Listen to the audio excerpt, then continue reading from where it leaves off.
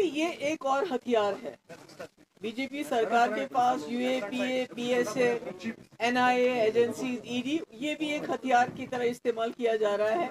जम्मू कश्मीर के लोगों को, चाहे वो जम्मू हो चाहे कश्मीर हो, उनको घर से बेघर करने की, उनको अपरूट करने की, उनको सताने की, उनको तंग करने की, ये एक और यूएपी ये है। अदरवाइज चाइना ने हमारे 20,000 स्क्वायर किलोमीटर जमीन हमारी उन्होंने हड़प ली। उनसे तो वो छुड़ा ले ना, पहले तो घास चराए चाइना से छुड़ा ले, उसके बाद यहाँ घास चराए तो गांव का अपना उनका हक होता है ये। और जो लोग इतने सालों से रह रहे हैं, अब कहते हैं अमीर गरीब, जिनके पास 10 मरले जमीन है, जिनको कल खजीवारा में, बाकी जगहों पे जहां इन्होंने अनंतनाग में, यहाँ श्रीनगर के अंदर, करण नगर में, बाकी जगह पे जहां इन्होंने कल डिमोलिशन किया, और इवन फॉर दैट मैटर नीडोज, ये तो आज के लोग नहीं है, ये तो बहुत पुराने महाराजा के टाइम से इनके पास ये जमीनें हैं।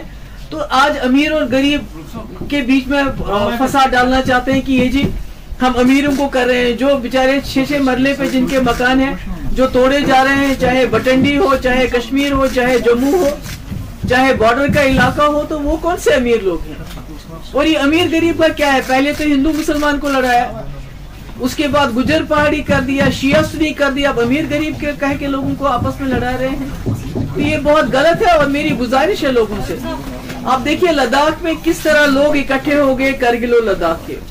जब तक जम्मू और कश्मीर के लोग इकट्ठे नहीं होंगे तो ये जो मुसीबतें हम पे आ रही हैं उसका आप मुकाबला नहीं कर सकते। इसलिए अपने हमसाया का तमाशा मत देखो, तमाशाई मत बनो, सामने आओ और सामने खुल के बात करो। तुम पे किसको आने देते हैं। यहाँ तो भारत जोड़ो यात्रा के लिए लोग हजारों की तादाद में उस यात्रा में हिस्सा लेना चाहते थे, उनको वहां तक नहीं पहुंचने दिया। यहाँ तो कश्मीर में तो बिल्कुल ही बात करने की मनाही है।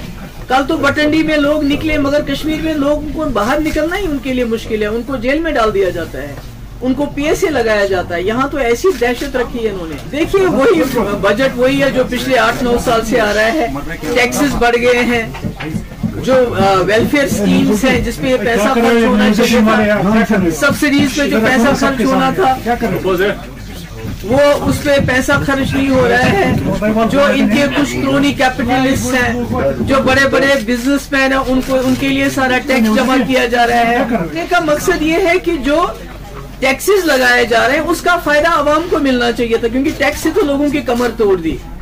आवाम को फायदा देने के बजाय जो वेलफेयर स्कीम्स हैं उनको खत्म किया जा रहा है, सब्सिडीज को खत्म किया जा रहा है। इस वक्त ये 8वां या 9वां बजट है इनका, और हिंदुस्तान की हालत ऐसी हो गई है कि जो लोग गरीबी की रेखा से ऊपर आ गए थे वो फिर नीचे चले गए हैं। आप 80 करोड़ लोगों को मुफ्त राशन देते हो, वो भी कम कर दिया, वो आप 4 किलो दे रहे हो। यानी आपने बेरोजगार का वादा किया था 2 करोड़, वो तो नहीं दे रहे हो, पर लोगों को नौकरियों से निकाल रहे हो। तो ये बजट कुछ बिजनेसमैन के लिए बजट बनाया जाता है, ये हिंदुस्तान के लोगों के लिए नहीं है, गरीबों के लिए नहीं है, ये सिर्फ कुछ बड़े लोगों के लिए। और जहां तक लैंड का सवाल है, जो यहाँ पर मुझे ये बताइए, गवर्नर हाउस वो कहाँ पर है, बीबी कैंट वो कहाँ पर है। अगर ये कहते हैं कि हम बड़े लोगों से शुरू करें तो फिर गवर्नर हाउस से शुरू करें, बीबी कैंट से शुरू करें, ऐसा क्यों नहीं करते हैं। जम्मू के लोगों ने रिएक्ट किया, कल बटंडी में लोग निकले, पर यहाँ कश्मीर में लोग बाहर नहीं आ सकते हैं। और दूसरा मैं ये आपको बहुत ही कहना चाहती हूँ विद ग्रेट रिस्पॉन्सिबिलिटी, ये एक करप्शन का बहुत बड़ा हिस्सा है। अमीरों से पैसा लेना चाहते हैं और गरीबों से वोट लेना चाहते हैं, ताकि गरीब इतना मजबूर हो जाए, उसको बीजेपी ऑफिस में बुलाया जाता है, उसको बताया जाता है आपने बीजेपी को सपोर्ट करना है, और जो अमीर है उनके साथ अलग तरीके से उनको बताया जाता है आपको फलानी अफसर से मिलना है। ये भी करप्शन का एक बहुत बड़ा तरीका यहाँ इख्तियार किया गया है। पहले यहाँ नौकरियों में बहुत बड़े पैमाने पे करप्शन हो रही है, और आज जमीन को लेके ये अमीरों से पैसा लेना चाहते हैं और गरीबों को बीजेपी के साथ जोड़ना चाहते हैं, और साथ साथ लोगों को अपलोड करना चाहते हैं। वही तो मैं कह रही हूँ कि लद्दाख में करगिल और लद्दाख के लोग इकट्ठे हो गए, जम्मू में कल बटंडी के लोग निकले, उन्होंने रोका, मगर जब तक जम्मू और कश्मीर के लोग, खाली कश्मीरियों से बात नहीं चलेगी, जब तक जम्मू का डोगरा और कश्मीर का कश्मीरी इकट्ठे नहीं हो जाएंगे इस मुद्दे पे, तब तक आप इस जुल्म को नहीं रोक पाएंगे। मैंने आपको बोला, यहाँ के लोगों के पीछे ईडी है, एनआईए है, पीएसए है, यूएपीए है। यहाँ कोई बात करते हैं तो उसको जेल में डालते हैं। हमारी छोड़िए, आप अपनी बात कर लीजिए जर्नलिस्ट की।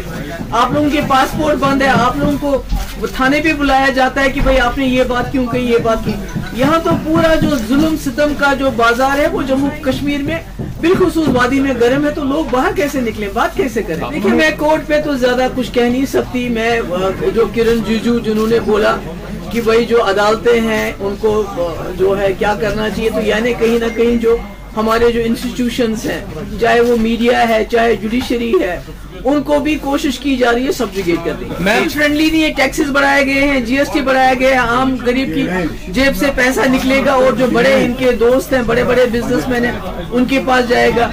कोई सोशल वेलफेयर स्कीम्स का पैसा नहीं बढ़ाया गया, कोई सब्सिडीज बढ़ाने के बजाय खत्म की गई। गैस की कीमत 1200 रुपए है इस वक्त, तो है क्या?